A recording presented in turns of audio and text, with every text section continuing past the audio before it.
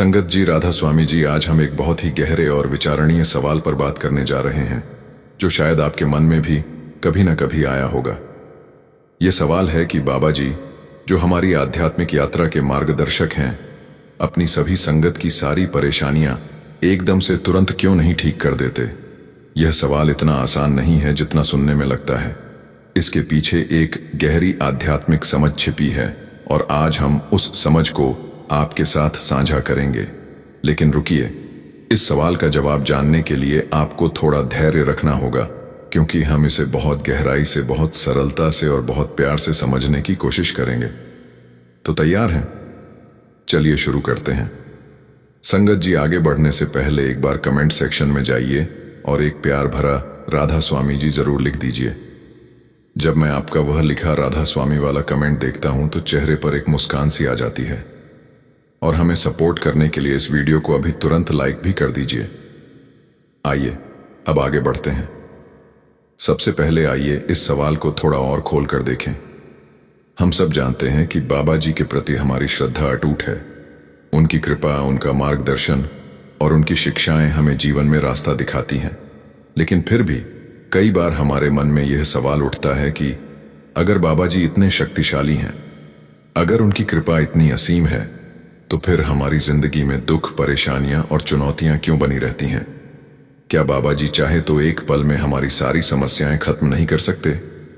यह सवाल ना सिर्फ हमारे मन में आता है, बल्कि यह हमें गहराई से सोचने पर मजबूर करता है। तो आइए इस सवाल के जवाब को समझने की कोशिश करते हैं, कदम दर कदम, धीरे धीरे, ताकि हमारी समझ पूरी तरह साफ हो जाए।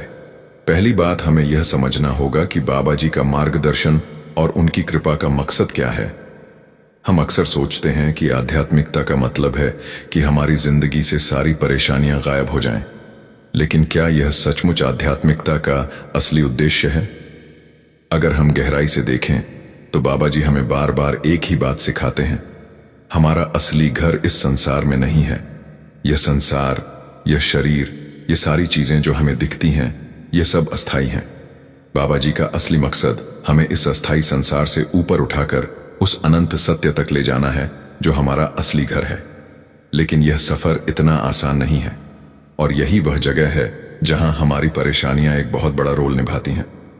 आप सोच रहे होंगे, परेशानियां वो तो हमें दुख देती हैं, हमें परेशान करती हैं, फिर वो हमारे लिए अच्छी कैसे हो सकती है?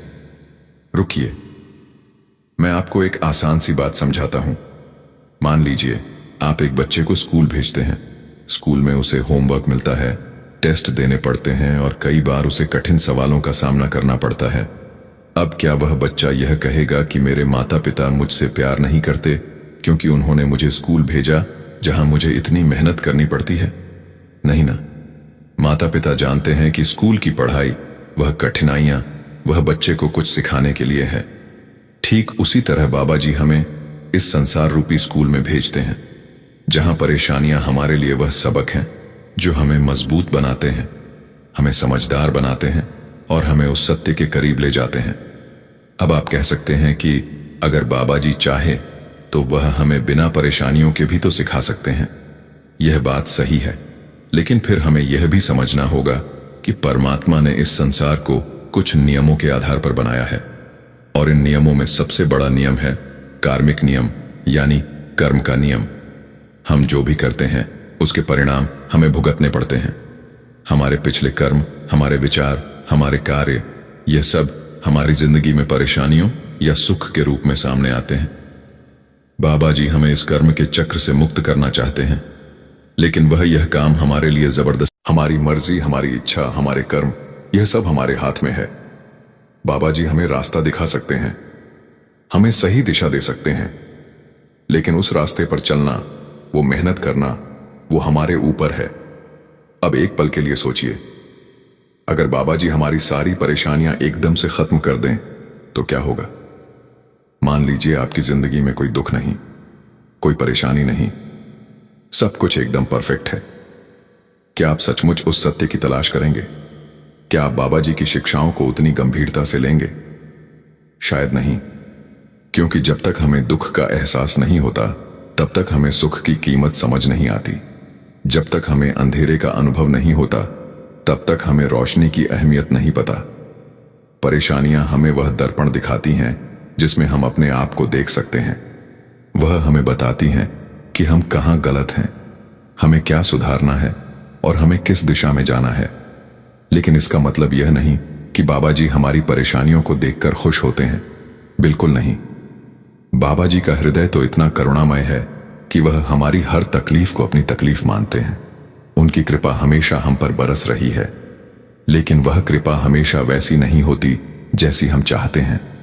हम चाहते हैं कि हमारी परेशानियां चुटकियों में गायब हो जाएं, लेकिन बाबा जी हमें वह ताकत देना चाहते हैं जिससे हम उन परेशानियों का सामना कर सकें। वह हमें वह समझ देना चाहते हैं जिससे हम उन परेशानियों से सीख सकें, और सबसे बड़ी बात, वह हमें वह प्रेम देना चाहते हैं जिससे हम इस संसार के बंधनों से मुक्त होकर परमात्मा के करीब जा सकें। अब एक और जरूरी बात, कई बार हम सोचते हैं कि बाबा जी की कृपा का मतलब है कि हमें हर चीज तुरंत मिल जाए, लेकिन आध्यात्मिकता में धैर्य एक बहुत बड़ा गुण है। बाबा जी हमें बार बार सिखाते हैं कि धैर्य रखो, भरोसा रखो और अपने कर्म करते रहो। परमात्मा का समय और हमारा समय हमेशा एक जैसा नहीं होता। हम चाहते हैं कि सब कुछ अभी इसी वक्त ठीक हो जाए, लेकिन परमात्मा का प्लान बहुत बड़ा है। वह जानते हैं कि हमारे लिए क्या सही है, कब सही है और कैसे सही है। कई बार जो हमें परेशानी लगती है वह असल में हमारे लिए एक वरदान होती है, और कई बार जो हमें वरदान लगता है वह बाद में परेशानी बन जाता है। आइए इसे और गहराई से समझें। मान लीजिए कोई इंसान बहुत बीमार है। वह बाबा जी से प्रार्थना करता है कि मेरी बीमारी ठीक हो जाए, लेकिन क्या हो अगर वह बीमारी उस इंसान को कुछ सिखाने के लिए आई हो? शायद वह बीमारी उसे धैर्य सिखा रही हो, शायद वह उसे अपने स्वास्थ्य का महत्व समझा रही हो, या शायद वह उसे इस संसार की नश्वरता का एहसास दिला रही हो। अगर बाबा जी उस बीमारी को तुरंत ठीक कर दें तो शायद वह इंसान उस सबक को कभी ना सीखे, और अगर वह सबक नहीं सीखा तो शायद वह अपनी आध्यात्मिक यात्रा में आगे ना बढ़ पाए। बाबा जी का लक्ष्य हमें सिर्फ इस जन्म में सुखी करना नहीं है, बल्कि हमें उस अनंत सुख तक ले जाना है जो परमात्मा के साथ मिलन में है। अब एक और बात जो हमें समझनी होगी, बाबा जी की कृपा सिर्फ हमारी बाहरी परेशानियों को ठीक करने तक सीमित नहीं है। उनकी कृपा हमारे अंदर की सफाई करने के लिए है। हमारी सबसे बड़ी परेशानी क्या है? हमारा मन। हमारा मन जो हर पल इधर उधर भटकता है, जो हर पल नई नई इच्छाएं पैदा करता है, जो हर पल हमें इस संसार के मोह में बांधे रखता है। बाबा जी हमें उस मन को शांत करना सिखाते हैं। वह हमें सिखाते हैं कि कैसे हम अपने विचारों को नियंत्रित करें, कैसे हम अपने कर्मों को शुद्ध करें और कैसे हम परमात्मा के प्रेम में डूब जाएं। लेकिन यह काम एक दिन में नहीं हो सकता। यह एक लंबा सफर है, और इस सफर में परेशानियां हमारे लिए वह मील के पत्थर हैं जो हमें बताते हैं कि हम कितने आगे बढ़ चुके हैं। अब आप सोच रहे होंगे कि अगर परेशानियां इतनी जरूरी हैं तो क्या हमें उनकी प्रार्थना करनी चाहिए? बिल्कुल नहीं। बाबा जी हमें कभी भी दुख में देखना नहीं चाहते, लेकिन वह यह भी जानते हैं कि यह दुख हमें कुछ सिखाने के लिए है, और उनकी कृपा यह है कि वह हमें इन दुखों से लड़ने की ताकत देते हैं। वह हमें वह हिम्मत देते हैं, वह प्रेम देते हैं, वह मार्गदर्शन देते हैं जिससे हम हर परेशानी का सामना कर सकें। कई बार जब हम किसी मुश्किल में होते हैं तो हमें लगता है कि बाबा जी हमारी सुन नहीं रहे, लेकिन सच तो यह है कि वह हमारी हर पुकार सुनते हैं। वह हर पल हमारे साथ हैं। उनकी कृपा हर पल हम पर बरस रही है, बस हमें उसे देखने की नजर चाहिए। एक और जरूरी बात, बाबा जी हमें बार बार सिमरन और भजन करने की सलाह देते हैं। क्यों? क्योंकि सिमरन और भजन हमारे मन को शांत करते हैं। वह हमें उस आंतरिक शक्ति से जोड़ते हैं जो परमात्मा की कृपा है। जब हम सिमरन करते हैं तो हमारा मन इस संसार की परेशानियों से ऊपर उठ जाता है। हम उस शांति को अनुभव करते हैं जो इस संसार में कहीं और नहीं मिल सकती। और जब हम उस शांति में डूबते हैं तो हमारी परेशानियां हमें उतनी बड़ी नहीं लगती। वह हमें उतना परेशान नहीं करती, क्योंकि हमारा ध्यान अब उन परेशानियों पर नहीं बल्कि परमात्मा के प्रेम पर होता है। अब एक आखिरी बात जो बहुत जरूरी है, कई बार हम यह सोचते हैं कि बाबा जी की कृपा का मतलब है कि हमें वह सब कुछ मिल जाए जो हम चाहते हैं, लेकिन बाबा जी हमें वह देते हैं जो हमारे लिए सही है। और कई बार जो हम चाहते हैं वो हमारे लिए सही नहीं होता। बाबा जी का हर फैसला, उनकी हर कृपा हमारे लिए एक सबक है। वह हमें इस संसार के बंधनों से मुक्त करना चाहते हैं।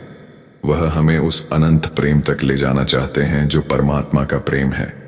और इस सफर में परेशानियां हमारे लिए वह सीढ़ियां हैं जो हमें उस मंजिल तक ले जाती हैं। संगत जी, आज के लिए इतना ही। अगर आपको इस वीडियो से कुछ नया जानने को मिला हो तो इस वीडियो को लाइक जरूर कीजिएगा और ऐसे ही और भी वीडियोस के लिए इस चैनल को सब्सक्राइब जरूर कर लीजिएगा। बाकी जाते जाते कमेंट में राधा स्वामी जी जरूर लिखिएगा। राधा स्वामी जी।